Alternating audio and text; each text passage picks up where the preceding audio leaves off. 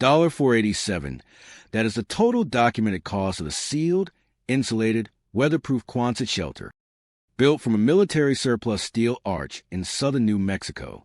It has a lockable door, 2 windows, and a functioning solar power system. The structure it was built from has been available at government surplus auctions for $250 to $500 for decades. It requires no building permit in most rural American jurisdictions. The U.S. Navy engineered it in 1941 and proved it in every climate on this continent over the following 8 decades. Almost nobody building a shelter in this country has seriously considered it. The thing is called a Quonset hut. This is a story of where it came from, what it actually costs to build one correctly, why the arch outperforms its price point, and the real reason it has stayed invisible to a housing conversation that desperately needs it. Start with why this matters to you right now. The median cost per square foot for a conventionally framed residential structure in rural America runs $100 to $150 before the foundation is poured.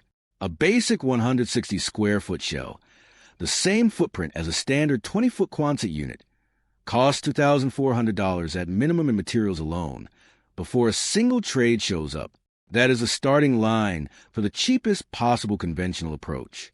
A 160 square foot Quonset shell at government surplus, $250 to $500. Structurally complete, load-bearing, designed to be weatherproof. The gap between those two numbers is where the structure lives, and it is a gap that has existed for 80 years. Most people have never been told that a surplus pipeline for military-grade steel arch shelters runs through this country on a continuous cycle. It is not hidden. It does not require a connection or a contractor or an industry license to access. Government surplus auctions are public. The inventory cycles constantly as agricultural and military units rotate out of service. The information does not travel into the housing conversation because nothing in that conversation, no lumber yard, no shed kit manufacturer, no home improvement retailer, has any interest in directing a buyer toward a $300 steel arch. So the information moves the way survival information has always moved, between men who have run out of conventional options. And why that gap exists and why it is held for 80 years begins in 1941. In 1941, the U.S. Navy had a logistics problem. They needed shelters that could ship flat, be assembled in hours by men with no construction training, and survive Pacific typhoons on islands that had no infrastructure. The design they arrived at was a corrugated steel arch, named for Quonset Point, the naval station in Rhode Island where the first units rolled off the line in the spring of that year. By the end of World War II, the Navy had manufactured more than 150,000 of them. They went to Pacific atolls, North African desert, and Alaskan tundra. After the war, millions of surplus units flooded American civilian markets. Farmers bought them for livestock. Ranchers used them for equipment storage. Small businesses used them as workshops. Many of those original structures are still standing. A Quonset hut assembled by a military construction crew on Guam in 1944 is documented in the National Park Service's Pacific Historic Sites inventory, still structurally intact, still used as storage more than 80 years after assembly. That detail tells you everything about the durability of the design. A structure built under wardem. The design has never stopped being produced. Modern commercial variants use the same corrugated arch geometry, manufactured continuously and available at surplus right now. An 80-year-old military design, still in active production, which makes the next question considerably harder to answer. Picture a Roman arch, the oldest load-bearing form in Western architecture. It has been holding up bridges and aqueducts for 2,000 years, not because stone is exceptionally strong, but because the arch shape redirects compressive force along the curve to the supports at the base. No single point carries the full load. The load travels.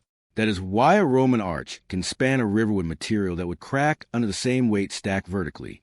A Quonset hut is that exact principle applied to a steel building. The corrugated arch does not resist wind by brute rigidity. It redirects it. The curved profile presents no flat vertical surface for wind pressure to push against directly. Force travels along the curve and dissipates at the base flanges anchored to the ground. The corrugated ridges in the steel panels work the same way a ship's ribbed hull works. They add stiffness without adding weight. A flat sheet of steel of the same gauge bends easily under lateral pressure. A corrugated sheet of identical steel resists that same force by an order of magnitude because the ridges redirect it along their length rather than absorbing it as flex. Snow behaves the same way. The arch sheds accumulation rather than holding it. Now here's the part that most people never think about, and it is a reason every successful build lives or dies at the insulation stage. Steel conducts heat with brutal efficiency. An uninsulated Quonset in a Mississippi July reaches 140 degrees Fahrenheit inside by noon. In January, those same steel walls radiate cold inward faster than body heat can replace it. The arch explains the structure. What solves the thermal problem explains the cost. $487. That is a total documented cost of fully insulated, weatherproof, solar-connected Quonset shelter built in southern New Mexico in 2021. Here is exactly where every dollar went. The structure itself cost $300. That price reflects a damaged surplus unit, 3 dented roof panels, and rust along the base flanges. Purchased because no contractor wanted cosmetic imperfection on a structure that small. The dents were surface level.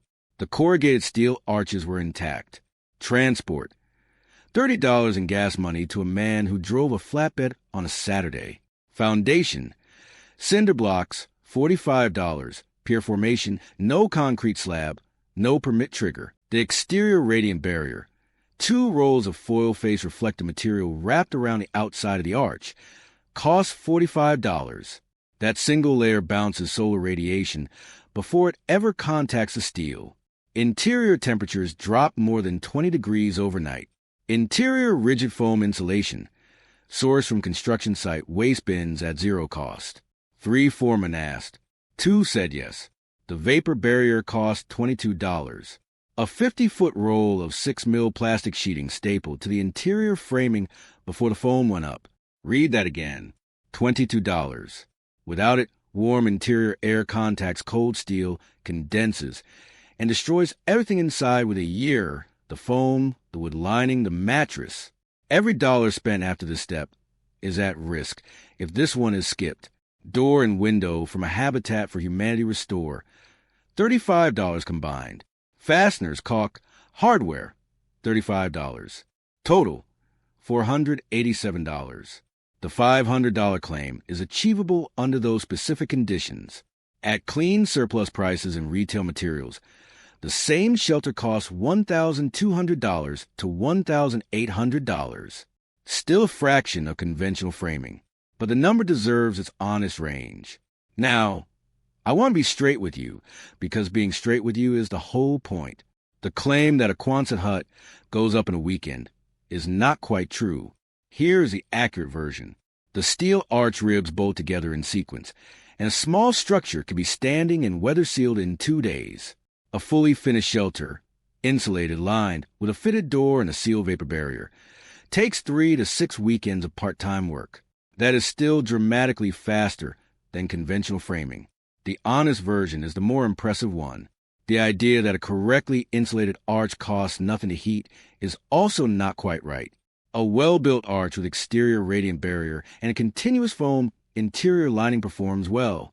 Paired with small propane heater or wood stove, the low interior volume responds quickly to a modest heat source. Documented annual heating costs in moderate climates run $130 to $200. That is the honest figure. And the finished interior shown in builds like this, the wood paneling, the LED lighting, the hardware door, costs additional money, often $800 to $2,000 in materials alone. The $500 buy is the shell. The interior is a separate budget conversation. The shell does not need to be oversold to make its case. The Quonset huts assembled by Navy crews on Pacific atolls in 1943 were not designed to outlast their builders. Some of them have. Documented examples of original World War II surplus structures remain standing on farms across the Great Plains, in Alaska, and in the Pacific. The arch form does not accumulate structural fatigue the way a rectangle does. There are no corners where stress concentrates at a joint and works it over decades. The curved form distributes load continuously along the steel. Corrugated steel does not rot. It does not warp.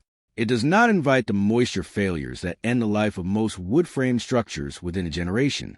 The form is rated across the full range of seismic zones. It absorbs ground movement rather than resisting it rigidly, the same mechanical principle that sheds typhoon wind. Engineers who have tested it in high wind regions document survival at conditions that destroy conventional residential framing. Now, let me put the full case on the table, because at this point it should genuinely bother you. This structure was designed by the military. It has been proven in every climate on this continent for 80 years. It costs $250 to $500 at surplus. It requires no permit in most rural jurisdictions. It assembles in a weekend. The overwhelming majority of men building shelters today have never considered it. Something is holding this back. It is not the engineering. In most rural American jurisdictions, a structure under 200 square feet that is not connected to municipal utilities does not require a building permit. A standard 20-foot Quonset hut has a footprint of approximately 160 square feet. That calculation is not accidental. But most jurisdictions is not all jurisdictions. Some counties set the threshold at 120 square feet. Some require permits regardless of size for any structure placed on a permanent foundation. The builder who does not call his county building department before purchasing a unit gets ambushed by a requirement he had no reason to expect. One phone call eliminates that ambush. Most people never make it. Then there's the inspector. A building inspector in a rural county may have approved several hundred conventional stick frame structures and 0 Quonset huts. Unfamiliarity generates questions, delays, and in some jurisdictions a requirement to bring a licensed structural engineer to stamp the plans before approval. That stamp costs $500 to $1,500, depending on location, and it does not appear in any of the headline cost figures circulating about this structure online. Budget for it if your jurisdiction requires it.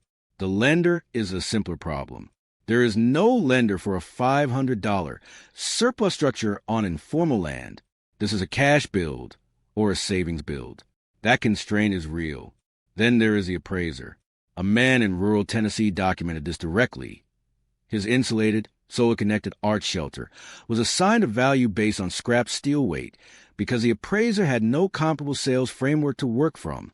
The performance was invisible to a system that had no category for it. Nobody bans it. Nobody has to. So, is a Quonset hut illegal to build? Here's the honest answer. No. In most rural jurisdictions, it is not illegal. It is unfamiliar. And unfamiliar is a problem you can solve with a phone call. First, call your county building department before committing to any purchase.